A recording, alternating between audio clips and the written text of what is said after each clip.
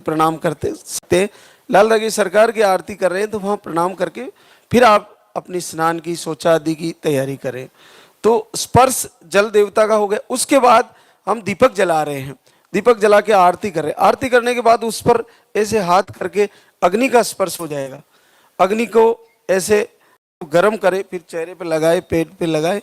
ये अग्नि स्पर्श हमारे लिए बहुत महत्वपूर्ण है, हम किस चीज का स्पर्श कर रहे हैं। उसके बाद अगर हम पुष्प चढ़ा रहे हैं तो हमारे लिए गुलाब का पुष्प है, तो वो स्पर्श करने लायक है। जैसे हम क्या है, बहुत सारे घरों में नॉनवेज का प्रयोग होता है, तो हमारी आरती पूजा से पहले नॉनवेज का स्पर्श कर लिया तो आपकी गई सब पूजा बेकार हो गई। तो आप अंडों का स्पर्श, नॉनवेज का या किसी भी प्रकार से जो नेगेटिव भोजन है उसका टच नहीं करना चाहिए। तो स्पर्श आपका सही होना चाहिए। स्पर्श के साथ साथ उसके बाद आता है रूप, देखना क्या है हमारे को।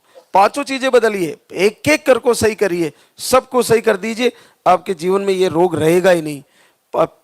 इसके बाद आता है रूप, देखना क्या है। वीडियो में दिख रहा है महाराज श्री प्रवचन कर रहे हैं, हम देख रहे हैं, महाराज के दर्शन हो रहे हैं, गुरुदेव के दर्शन हो रहे हैं, लाल दागी सरकार के दर्शन हो रहे हैं, और उन मातृशक्ति से हम वीडियो के माध्यम से रूबरू हो रहे हैं जो ये बता रही है कि मुझे पॉजिटिव आया है इतना कष्ट झेलने के बाद। तो हम लगातार वही देखें, इस दरबार के दर्शन करें, इस पूरी भूमि को वीडियो में दिखाया जाता है तो वो दर्शन वही करें, बार बार वही दर्शन करें। अग्नि की ज्योत के दर्शन करें। प्रभु को हम दीपक जला रहे हैं, लोक का ध्यान करें, क्या चित्र बन रहा है, देखते हैं फूल बन रहा है, देखते हैं बच्चा दिख रहा है, देखते हैं सुदर्शन चक्र बन रहा है, देखते हैं महाराज श्री प्रकट हो रहे हैं, देखते हैं इसमें क्या दृश्य बन रहे हैं। उस ज्योत के दर्शन करने से आपको नेगेटिव ऊर्जा के साथ साथ आपके शरीर के रोग ठीक होंगे। आंखों के द्वारा ज्योत से आंखों में अग्नि प्रवेश करेगी और आपके रोगों को जलाती हुई आपका कल्याण कर जाएगी। तीसरा हो गया अग्नि। उसके बाद शब्द, स्पर्श, रूप, यानी दर्शन क्या करना है। दर्शन अग्नि देवता के करना है। दर्शन जब जल को पिए तो एक बार जल के अंदर भी अपन झांके, उसको देखे, उसके दर्शन करें, उसके बाद उसको पिए जल को।